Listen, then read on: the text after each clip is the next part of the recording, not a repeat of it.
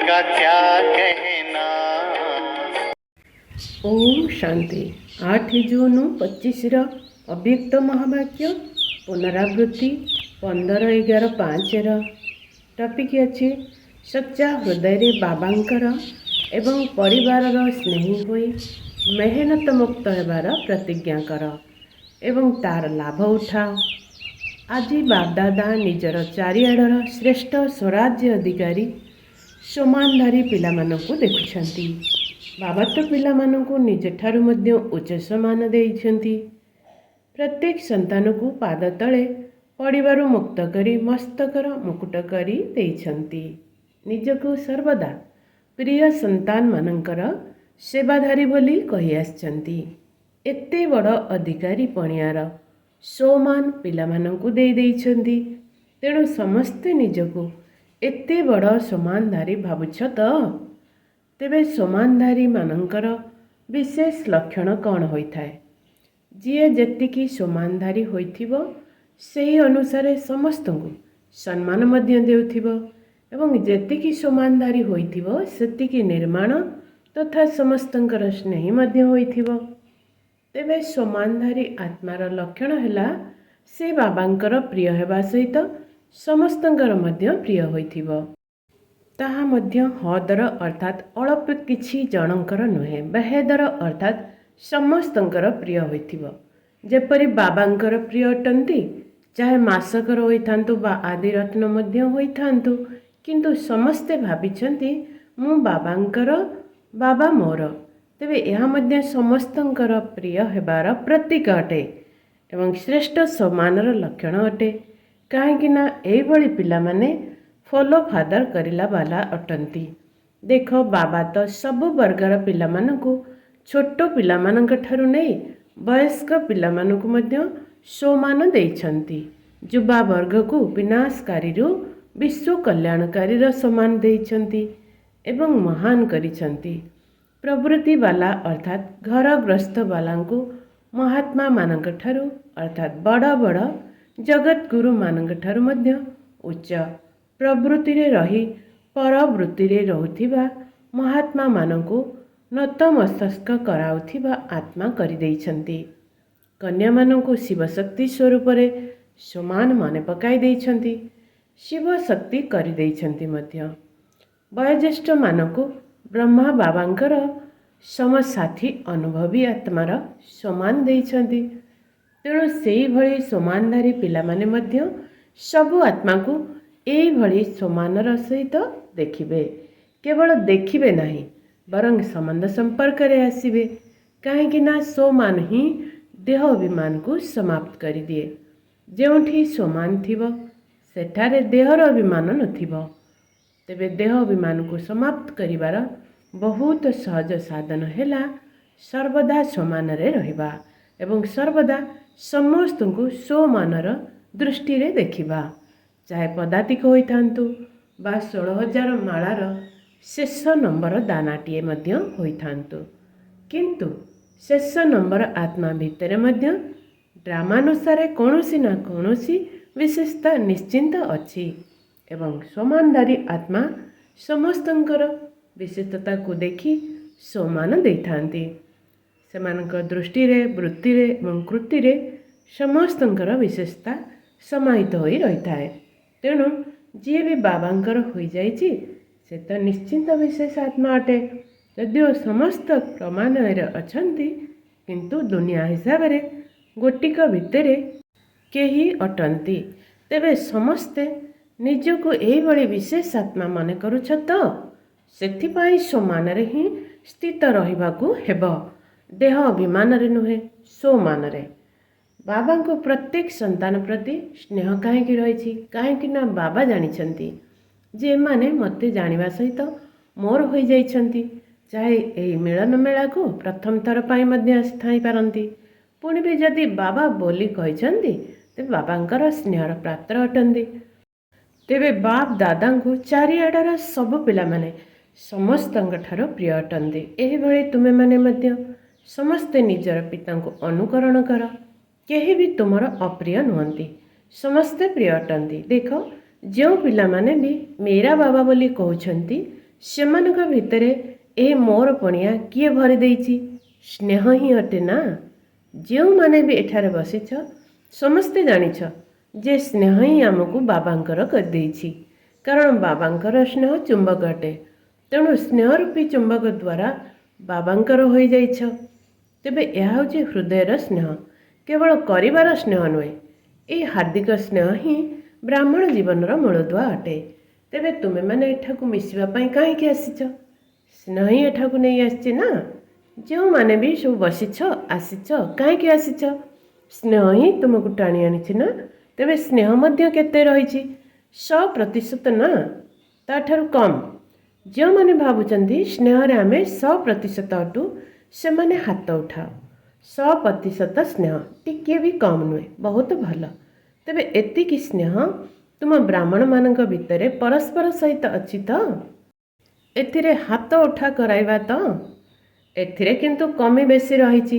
ଯେପରି ବାବାଙ୍କର ସମସ୍ତଙ୍କ ସହିତ ସ୍ନେହ ଅଛି, ସେହିପରି ପିଲାମାନଙ୍କର ମଧ୍ୟ ସମସ୍ତଙ୍କ ପ୍ରତି ସ୍ନେହ ରହୁ ଏବଂ ସମସ୍ତଙ୍କର ସ୍ନେହୀ ହୋଇ ରୁହନ୍ତୁ। ଏଥିରେ ଅନ୍ୟମାନଙ୍କର ଦୋଷ ଦୁର୍ବଳତା ଗୁଡ଼ିକୁ ଦେଖ ନାହିଁ। ଯଦି କୌଣସି ଖରାପ ସଂସ୍କାରର ବଶୀଭୂତ ଅଟେ, ତେବେ ତୁମେ କାହାକୁ ଅନୁକରଣ କରିବ? କ'ଣ ବଶୀଭୂତ ବାଲାଙ୍କୁ କ'ଣ ଅନୁକରଣ କରିବ କି? ତୁମେମାନେ ତ ବଶୀକରଣ ମନ୍ତ୍ର ଶିଖାଇଲା ବାଲା ଅଟ। ବଶୀଭୂତ ଅବସ୍ଥାରୁ ମୁକ୍ତ କରିବାର ମନ୍ତ୍ର ଦେଉଛ। ତେଣୁ ସେଥିରୁ ମୁକ୍ତ କରିବା ବାଲା ଅଟ ନା, ନା କେବଳ ଦେଖିବା ବାଲା ଅଟ? ନା, ନ ଚାହିଁଲେ ମଧ୍ୟ ଦେଖି ହୋଇଯାଉଛି। ଯଦି ଖରାପ କୌଣସି ଜିନିଷକୁ ଦେଖିବାକୁ ପଡ଼ୁଛି, ତେବେ କ'ଣ କରୁଛ?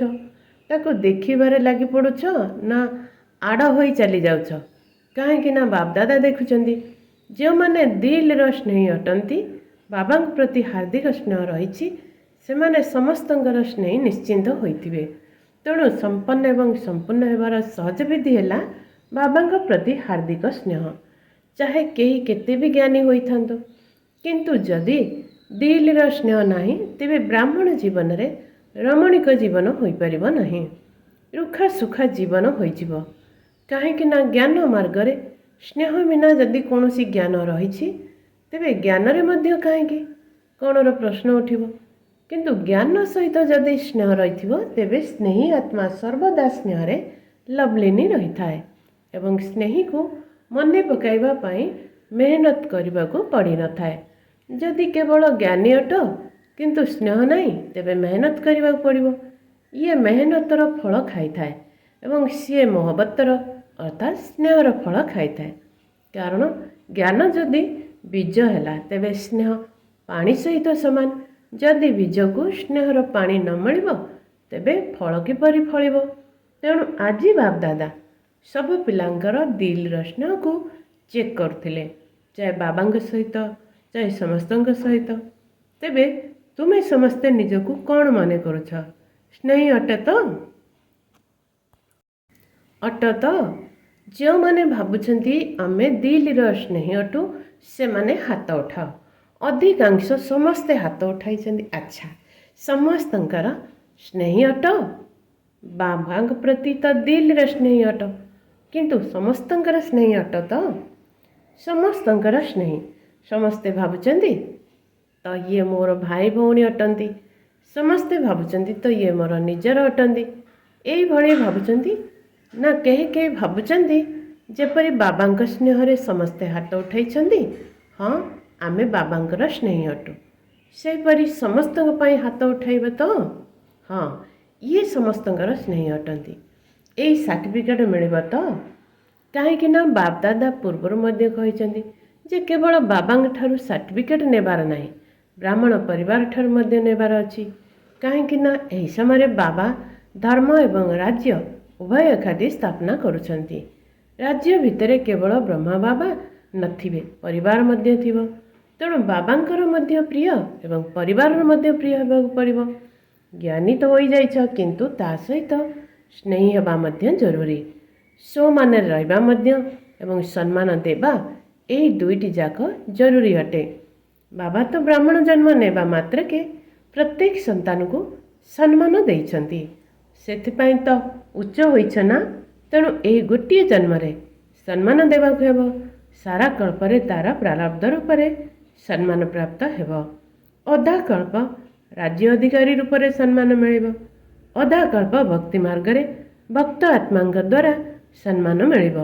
କିନ୍ତୁ ଏହାର ଆଧାର ଅର୍ଥାତ୍ ସାରା କଳ୍ପ ସମ୍ମାନ ପାଇବାର ଆଧାର ହେଲା ଏଇ ଗୋଟିଏ ଜନ୍ମ। ସମ୍ମାନ ଦେବାକୁ ହେବ ଏବଂ ସମ୍ମାନ ନେବାକୁ ହେବ। ଏବେ ଏବେ ବାପଦାଦା ଦେଖୁଛନ୍ତି ଚାରିଆଡ଼େ ଦେଶ ବିଦେଶରେ କେହି ରାତିରେ କେହି ଦିନରେ ମିଳନ କରୁଛନ୍ତି। ତେବେ ତୁମର ପୁରୁଷାର୍ଥର ଗତିକୁ ବଢ଼ାଇବା ପାଇଁ ତୁମକୁ ଦାଦି ମଧ୍ୟ ଜାନକୀ ଦାଦି ଭଲ ମିଳିଛନ୍ତି। କ'ଣ ଠିକ୍ କଥା ନା? ଯଦି ଟିକିଏ କେଉଁଠି କମି ଦେଖିଲେ ତେବେ ତୁରନ୍ତ କ୍ଲାସ୍ ଉପରେ କ୍ଲାସ୍ କରାଇଥାନ୍ତି। ତେବେ କୌଣସି ବି ପିଲାକୁ ଚାହେ ଦେଶବାସୀ ହୁଅନ୍ତୁ ଚାହେ ବିଦେଶବାସୀ ହୁଅନ୍ତୁ, ଯଦି କୌଣସି ବିଷୟରେ ମେହନତ କରିବାକୁ ପଡ଼ୁଛି ତେବେ ତାର ମୂଳ କାରଣ ହେଲା ଦିଲ୍ର ସ୍ନେହର କମି। ତେବେ ଦିଲ୍ର ସ୍ନେହର ଅର୍ଥ ହେଲା ଲଭ୍ଲିନି ରହିବା। ମନେ ପକାଇବାକୁ ପଡ଼ିବ ନାହିଁ, ବରଂ ଭୁଲିବା କଷ୍ଟକର ହେବ। ଏଥିରେ ଯଦି ମେହନତ କରିବାକୁ ପଡ଼ୁଛି ତେବେ ଆନ୍ତରିକ ସ୍ନେହକୁ ଚେକ୍ କର, କେଉଁଠି ଛିଦ୍ର ନାହିଁ ତ? ଚାହେ କୌଣସି ବ୍ୟକ୍ତି ସହିତ ମୋର ଆକର୍ଷଣ ରହିଥାଉ ବା କୌଣସି ବ୍ୟକ୍ତିର ବିଶେଷତା ପ୍ରତି ହେଉ ବା କୌଣସି ସାଧନ ପ୍ରତି ହେଉ ବା କାହାର ସହଯୋଗ ପ୍ରତି ହେଉ, ମର୍ଯ୍ୟାଦା ଅନୁସାରେ ସହଯୋଗ ତ ଠିକ୍ ଅଛି, କିନ୍ତୁ ଅତିରିକ୍ତ ସହଯୋଗ ପ୍ରତି ମଧ୍ୟ ସ୍ନେହ ରହିଥାଏ, ଆକର୍ଷଣ ରହିଥାଏ। ସେହି ସହଯୋଗ ମଧ୍ୟ ସବୁବେଳେ ମନେ ପଡ଼ିବ। ତାର ଚିହ୍ନ ହେଲା କେଉଁଠି ବି ଯଦି ଛିଦ୍ର ରହିଥିବ ତେବେ ଜୀବନରେ ସର୍ବଦା କୌଣସି ନା କୌଣସି କାରଣରୁ ସନ୍ତୁଷ୍ଟତାର ଅନୁଭୂତି ହୋଇପାରିବ ନାହିଁ। ସର୍ବଦା କୌଣସି ନା କୌଣସି କାରଣ ଅସନ୍ତୁଷ୍ଟତାର ଅନୁଭବ କରାଇବ। ଏବଂ ଯେଉଁଠି ସନ୍ତୁଷ୍ଟତା ଥିବ ତାର ଲକ୍ଷଣ ହେଲା ସର୍ବଦା ପ୍ରସନ୍ନତା ରହିଥିବ। ସେହି ଆତ୍ମା ସର୍ବଦା ଆତ୍ମିକ ଗୋଲାପ ଫୁଲ ଭଳି ପ୍ରସ୍ଫୁଟିତ ହୋଇ ରହିଥିବ, ହର୍ଷିତ ରହୁଥିବ, ମୁଡ୍ ଅଫ୍ ହେଉନଥିବ, ସର୍ବଦା ଡବଲ ଲାଇଟ୍। ତେଣୁ ବୁଝିପାରିଲ ତ? ଏବେ ମେହନତ କରିବାରୁ ମୁକ୍ତ ହୋଇଯାଅ। ବାପ ଦାଦା ଯଦି ପିଞ୍ଚର ଭଳି କୌଣସି କଡ଼ା ଔଷଧ ମଧ୍ୟ ଲଗାଇବାର ଥିବ ତେବେ ପ୍ରଥମେ ଫୁଙ୍କି ଦେବେ, ତାପରେ ପିଞ୍ଚର ଲଗାଇବେ। ସେହିପରି ତୁମେମାନେ ମଧ୍ୟ ପ୍ରଥମେ ଦୟାଳୁ ହୋଇ କ୍ଷମା ସ୍ୱରୂପ ହୋଇ ତାପରେ ଶିକ୍ଷା ଦିଅ, ଯାହାଦ୍ୱାରା ତୁମର ଶିକ୍ଷାର ପ୍ରଭାବ ପଡ଼ିବ। ନଚେତ୍ କ'ଣ ହେଉଛି ନା, ତୁମେ ତାଙ୍କୁ ଶିକ୍ଷା ଦେଇ ଚାଲୁଛ କିନ୍ତୁ ସେ ତୁମଠାରୁ ଅଧିକ ଶିକ୍ଷକ ଅଟନ୍ତି। ତେଣୁ ଜଣେ ଶିକ୍ଷକ ଆଉ ଜଣେ ଶିକ୍ଷକଙ୍କର ଶିକ୍ଷାକୁ ତ ଗ୍ରହଣ କରିବ ନାହିଁ। ଯେଉଁ ସବୁ ଶିକ୍ଷାର ପଏଣ୍ଟ ଗୁଡ଼ିକ ତୁମେ ଶୁଣାଇବ, ଏଇଭଳି କର ନାହିଁ, ଏଇଭଳି କର, କିନ୍ତୁ ତାଙ୍କ ପାଖରେ ତାକୁ କାଟିବା ପାଇଁ 100ଟି ପଏଣ୍ଟ ଥିବ। ସେଥିପାଇଁ କ୍ଷମା ଏବଂ ଶିକ୍ଷା ଏକାଠି ରହୁ। ତେଣୁ ଏହି 70ତମ ବର୍ଷର ମୂଳ ବିଷୟ ହେଲା ନିଜେ ସଫଳ କର ଏବଂ ସଫଳ କର। ସଫଳତା ମୂରତ ହେବ ଏବଂ ସବୁ କିଛି ସଫଳ କର। ହେବାର ଅଛି ନା, ତେଣୁ ସବୁ କିଛି ସଫଳ ନିଅ। ନିଜର ସଂସ୍କାରକୁ ମଧ୍ୟ ସଫଳ କର। ଯେଉଁ ସଂସ୍କାର ତୁମର ମୂଳ ଏବଂ ଅସଲି ସଂସ୍କାର ଅଟେ, ଯାହାକି ଆତ୍ମାର ଆଦି ସଂସ୍କାର ଅର୍ଥାତ୍ ଦେବତାର ସଂସ୍କାର ଏବଂ ଆତ୍ମାର ଅନାଦି ସଂସ୍କାର ଅଟେ, ସେଗୁଡ଼ିକୁ ଏବେ ଜାଗ୍ରତ କର। ଉଲ୍ଟା ସଂସ୍କାର ଗୁଡ଼ିକୁ ଦାହ ସଂସ୍କାର କରିଦିଅ। ନିଜର ଆଦି ଏବଂ ଅନାଦି ସଂସ୍କାରକୁ ପ୍ରଗଟ କର। ତେବେ ସମସ୍ତଙ୍କର ବିଶେଷ କରି ଗୋଟିଏ ଅଭିଯୋଗ ରହିଯାଉଛି, ତାହା ହେଲା ଆମର ସଂସ୍କାର ବଦଳୁ ନାହିଁ, ସଂସ୍କାର ବଦଳୁ ନାହିଁ। ବାବାଙ୍କର ଦିଲ୍ଲୀରେ ବସିଛନ୍ତି, ସମସ୍ତଙ୍କୁ ଆଜି ଦିନରେ ମେହନତରୁ ମୁକ୍ତ କରିବାକୁ ଚାହୁଁଛନ୍ତି। ତେବେ ହେବ ତ? ତାଳି ତ ବଜାଇ ଦେଉଛ, କିନ୍ତୁ ହେବ ତ? କାଲିଠାରୁ କେହି ଦାଦିମାନଙ୍କ ପାଖକୁ ଆସିବ ନାହିଁ ତ? ମେହନତ କରାଇବ ନାହିଁ ତ? ଖୁସି ଖୁସିରେ ମିଶିବ? ଯୌନର ମୁଖ୍ୟଙ୍କ ପାଖକୁ ଯିବ ନାହିଁ, କୌଣସି ଅଭିଯୋଗ କରିବ ନାହିଁ, ସମ୍ପୂର୍ଣ୍ଣ ହୋଇ ଦେଖାଇବ। ଠିକ୍ ଅଛି ତ? ଏବେ ହାତ ଉଠାଅ। ଦେଖ, ଭାବିଚିନ୍ତି ହାତ ଉଠାଅ, ଏମିତି ଉଠାଅ ନାହିଁ। କୌଣସି ଅଭିଯୋଗ ନାହିଁ, କୌଣସି ମୋର ନାହିଁ, ମୁଁ ନାହିଁ କି ମୋର ନାହିଁ, ସବୁ ସମାପ୍ତ। ଦେଖ, ପ୍ରତିଜ୍ଞା ତ କରିଛ ନା, ବହୁତ ଭଲ କଥା, ସେଥିପାଇଁ ଅଭିନନ୍ଦନ। କିନ୍ତୁ କ'ଣ କରୁଛ? ପ୍ରତିଜ୍ଞା କରିବା ବେଲା ଲାଭ ତ ଉଠାଉନ। ପ୍ରତିଜ୍ଞା ତ ବହୁତ ଶୀଘ୍ର କରିଦେଉଛ, କିନ୍ତୁ ପ୍ରତିଜ୍ଞାର ଲାଭ ନେବା ପାଇଁ ହେଲେ ପ୍ରତିଦିନ 2ଟି କଥା ମନେ ରଖ। ଗୋଟିଏ ହେଲା ହୃଦବୋଧ କରିବା, ଦ୍ୱିତୀୟରେ ପ୍ରତିଜ୍ଞାକୁ ସ୍ମୃତିରେ ଦୋହରାଇବା। ତେଣୁ ପ୍ରତିଜ୍ଞାକୁ ପ୍ରତିଦିନ ମନେ ପକାଅ। ମୁଁ କ'ଣ ପ୍ରତିଜ୍ଞା କରିଛି। ଅମୃତ ବେଳାରେ ମିଳନ କରିସାରିବା ପରେ ପ୍ରତିଜ୍ଞା ଏବଂ ତା ଦ୍ୱାରା ହେଉଥିବା ଲାଭ, ଏହି ଦୁଇଟିର ଫଳାଫଳ ଚାର୍ଟ ତିଆରି କର। ପ୍ରତିଜ୍ଞା କ'ଣ କରିଛ ଏବଂ ସେଥିରୁ ଲାଭ କ'ଣ ପାଉଛ, ତାକୁ ହୃଦବୋଧ କର ଏବଂ ଦୋହରାଅ। ଯଦି ଉଭୟ ପାଖ ସମାନ ହୋଇଯିବ ତେବେ ସବୁ କିଛି ଠିକ୍ ହୋଇଯିବ। ବାପ ଦାଦାଙ୍କୁ ଜଣାଅଛି ମିଟିଂରେ ଆସିଥିବା ପିଲାମାନେ ପ୍ରତିଜ୍ଞା କରିଛନ୍ତି। ବାପ ଦାଦା ଦେଖୁଛନ୍ତି ପିଲାମାନେ ବହୁତ ଭଲ ଭଲ ଯୋଜନା ସବୁ କରୁଛନ୍ତି। ବାପ ଦାଦାଙ୍କୁ ମଧ୍ୟ ପସନ୍ଦ ଆସୁଛି। ତେବେ ବାପ ଦାଦା କ'ଣ ଚାହୁଁଛନ୍ତି? ବାପ ଦାଦା କେବଳ ଗୋଟିଏ ଶବ୍ଦ ଚାହୁଁଛନ୍ତି। ସେଇ ଗୋଟିଏ ଶବ୍ଦ ହେଲା ସଫଳ କର ଏବଂ ସଫଳ ହୁଅ। ତୁମ ପାଖରେ ଯେଉଁ ସବୁ ସମ୍ପତ୍ତି ଗୁଡ଼ିକ ରହିଛି, ଶକ୍ତି ରହିଛି, ସଂକଳ୍ପ ରହିଛି, ବାଣୀ ରହିଛି, କର୍ମ ମଧ୍ୟ ଶକ୍ତି ଅଟେ। ବର୍ତ୍ତମାନର ସମୟ ମଧ୍ୟ ଏକ ଶକ୍ତି ଅଟେ, ତୁମର ସମ୍ପତ୍ତି ଅଟେ। ଏସବୁକୁ ସଫଳ କରିବାକୁ ହେବ।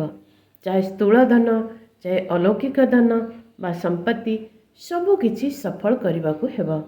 ସଫଳତା ମୂଳତର ସାର୍ଟିଫିକେଟ୍ ନିଶ୍ଚିନ୍ତ ନେବାକୁ ହେବ। ତେଣୁ ସଫଳ କର ଏବଂ ସଫଳ କରାଅ। ଯଦି କେହି ଅସଫଳ କରୁଛ ତେବେ ବାଣୀର ଶିକ୍ଷା ଦ୍ୱାରା ନୁହେଁ, ନିଜର ଶୁଭ ଭାବନା, ଶୁଭକାମନା ଏବଂ ସର୍ବଦା ତାଙ୍କୁ ଶୁଭ ସମ୍ମାନ ଦେବା ଦ୍ୱାରା ସଫଳ କରାଅ। କେବଳ ଶିକ୍ଷା ଦିଅ ନାହିଁ। ଯଦି ଶିକ୍ଷା ଦେବାକୁ ହିଁ ପଡ଼ୁଛି ତେବେ କ୍ଷମା ଏବଂ ଶିକ୍ଷା ଅର୍ଥାତ୍ କ୍ଷମାଶୀଳ ହୋଇ ଶିକ୍ଷା ଦିଅ। କୃପାଳୁ ହୁଅ, ଦୟାଳୁ ହୁଅ। ତୁମମାନଙ୍କର ଦୟାଳୁ ରୂପ ନିଶ୍ଚିନ୍ତ ଭାବରେ ଶିକ୍ଷାର ଫଳ ଦେଖାଇବ। ଦେଖ, ଆଜିକାଲି ବିଜ୍ଞାନ ପଢ଼ା ଡାକ୍ତରମାନେ ମଧ୍ୟ ଅପରେସନ୍ କରିବା ସମୟରେ ପ୍ରଥମେ କ'ଣ କରୁଛନ୍ତି? ପ୍ରଥମେ ନିଶା ଦେଇ ଶୁଆଇ ଦେଉଛନ୍ତି, ତାପରେ କଟାକଟି କରୁଛନ୍ତି। ପ୍ରଥମରୁ କଟାକଟି କରୁନାହାନ୍ତି। ସମସ୍ତେ ମେହନତରୁ ମୁକ୍ତ ହେବାର ପ୍ରତିଜ୍ଞା ତ କରିଛ ନା?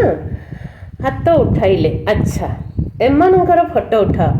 ଏବେ ଗୋଟିଏ ମିନିଟ୍ ପାଇଁ ନିଜର ଦିଲରେ ଏହି ପ୍ରତିଜ୍ଞାରେ ଦୃଢ଼ତାର ଷ୍ଟାମ୍ପ ଲଗାଅ। ନିଜ ମନ ଭିତରେ ପକ୍କା କର। ଦିଲ୍ କରାଇଲେ। ଆଚ୍ଛା, ଚାରିଆଡ଼ର ସମସ୍ତ ସୁମାନଦାରୀ ପିଲାମାନଙ୍କୁ ଏବଂ ଦିଲାରାମ ବାବାଙ୍କର ଦିଲ୍ର ଆଶୀର୍ବାଦ ସ୍ୱୀକାର କରିବା ହେଉ। ୟାଦ ପ୍ୟାର ଏବଂ ନମସ୍ତେ। ଦିଲାରାମ ବାବାଙ୍କୁ ଆମ ପିଲାମାନଙ୍କର ନମସ୍ତେ, ନମସ୍ତେ, ନମସ୍ତେ। ଦାଦୀମାନଙ୍କ ସହିତ ସବୁ ଠିକ୍ ଠାକ୍ ଅଛି ତ? ସମସ୍ତେ ତୁମମାନଙ୍କୁ ଦେଖି ଖୁସି ହେଉଛନ୍ତି? ବାବା ଏବଂ ପିଲାମାନଙ୍କୁ ଦେଖି ଖୁସି ହେଉଛନ୍ତି। ଉଭୟ ସମାନ, ସମସ୍ତଙ୍କର ଗେହ୍ଲାଟ। ସମସ୍ତଙ୍କର ଦାଦୀମାନଙ୍କ ସହିତ ବିଶେଷ ସ୍ନେହ ଅଛି ନା? ବହୁତ ସ୍ନେହ ଅଛି। କାହିଁକି ନା ଯେଉଁମାନେ ନିମିତ୍ତ ହୋଇଥାନ୍ତି ସେମାନଙ୍କ ଉପରେ ଦାୟିତ୍ୱ ମଧ୍ୟ ଥାଏ। ତେଣୁ ସ୍ନେହ ମଧ୍ୟ ସେତିକି ଥାଏ। କାହିଁକି ନା ସମସ୍ତଙ୍କର ସ୍ନେହ ଏବଂ ଆଶୀର୍ବାଦର ଲିଫ୍ଟ ସେମାନଙ୍କୁ ମିଳିଯାଇଥାଏ। ତୁମମାନଙ୍କ ମଧ୍ୟରୁ ଯେଉଁମାନେ ବି ନିମିତ୍ତ ହୋଇଛନ୍ତି ସେମାନଙ୍କୁ ମଧ୍ୟ ଲିଫ୍ଟ ମିଳୁଛି। କିନ୍ତୁ ସେହି ଲିଫ୍ଟ ରୂପକ ଗିଫ୍ଟକୁ ଅର୍ଥାତ୍ ଉପହାରଟିକୁ ଯଦି ସର୍ବଦା କାଏମ ରଖିବ ତେବେ ବହୁତ ଲାଭ ହୋଇପାରିବ। ଏହା ତୁମମାନଙ୍କୁ ଅତିରିକ୍ତ ବରଦାନ ମିଳିଛି। ଯେକୌଣସି କାର୍ଯ୍ୟରେ ଅର୍ଥାତ୍ ଈଶ୍ୱରୀୟ କାର୍ଯ୍ୟ ହେଉ ବା ଯଜ୍ଞ ସେବା ହେଉ, ଯେଉଁମାନେ ବିଶେଷ ଭାବରେ ନିମିତ୍ତ ହୋଇଥାନ୍ତି ସେମାନଙ୍କୁ ଆଶୀର୍ବାଦ ଏବଂ ସ୍ନେହ ଦୁଇଟି ଯାକର ଲିଫ୍ଟ ମିଳିଯାଏ। ତେବେ ସ୍ନେହ ଏଭଳି ଜିନିଷ ଯାହାକି କ'ଣରୁ କ'ଣ କରିଦିଏ। ଆଜି ଦୁନିଆରେ ମଧ୍ୟ କାହାକୁ ଯଦି ପଚାରିବ ତୁମକୁ କ'ଣ ଦରକାର, ତେବେ କହିବେ ମୋତେ ସ୍ନେହ ଦରକାର, ଶାନ୍ତି ଦରକାର। ତାହା ମଧ୍ୟ ସ୍ନେହ ଦ୍ୱାରା ହିଁ ପ୍ରାପ୍ତ ହୋଇଥାଏ। ତେଣୁ ସ୍ନେହ ଅର୍ଥାତ୍ ଆତ୍ମିକ ସ୍ନେହ ହିଁ ସବୁଠାରୁ ଶ୍ରେଷ୍ଠ ଅଟେ। ଆଚ୍ଛା, ବର୍ତ୍ତମାନ ଯୁଗଳ ସ୍ୱରୂପର ସ୍ମୃତି ଦ୍ୱାରା ଅଭୁଲ ଅର୍ଥାତ୍ କେବେ ବି ଭୁଲ କରୁନଥିବା ନିରନ୍ତର ଯୋଗୀ ହୁଅ। ଯେଉଁ ପିଲାମାନେ ନିଜକୁ ବାବାଙ୍କ ସହିତ ଯୁଗଳ ରୂପରେ ଅନୁଭବ କରିଥାନ୍ତି ସେମାନଙ୍କୁ ନିରନ୍ତର ଯୋଗୀ ଭାବର ବରଦାନ ସ୍ୱତଃ ମିଳିଯାଇଥାଏ। କାହିଁକି ନା ସେମାନେ ଯେଉଁଠାରେ ବି ଥାଆନ୍ତି ସେଠାରେ ମିଳନ ମେଳା ହୋଇଥାଏ। ସେମାନଙ୍କୁ ଯିଏ ଯେତେ ବି ଭୁଲାଇବାକୁ ଚେଷ୍ଟା କରିଲେ ମଧ୍ୟ ସେମାନେ କେବେ ବି ଭୁଲନ୍ତି ନାହିଁ। ଏଇଭଳି ଅଭୁଲ ପିଲାମାନେ ଯେଉଁମାନେ କି ବାବାଙ୍କର ଅତି ପ୍ରିୟ ଅଟନ୍ତି ସେଇମାନେ ହିଁ ନିରନ୍ତର ଯୋଗୀ ଅଟନ୍ତି। କାହିଁକିନା ସ୍ନେହର ଲକ୍ଷଣ ହେଲା ସ୍ୱତଃ ସ୍ମୃତି। ସେମାନଙ୍କର ସଂକଳ୍ପ ରୂପୀ ନଖକୁ ମଧ୍ୟ ମାୟା ହଲଚଲ କରିପାରିବ ନାହିଁ। ସ୍ଲୋଗାନ: କାରଣ ଶୁଣାଇବା ପରିବର୍ତ୍ତେ ତାର ନିବାରଣ କରିପାରିଲେ ଆଶୀର୍ବାଦର ଅଧିକାରୀ ହୋଇଯିବ। ଓମ୍ ଶାନ୍ତି।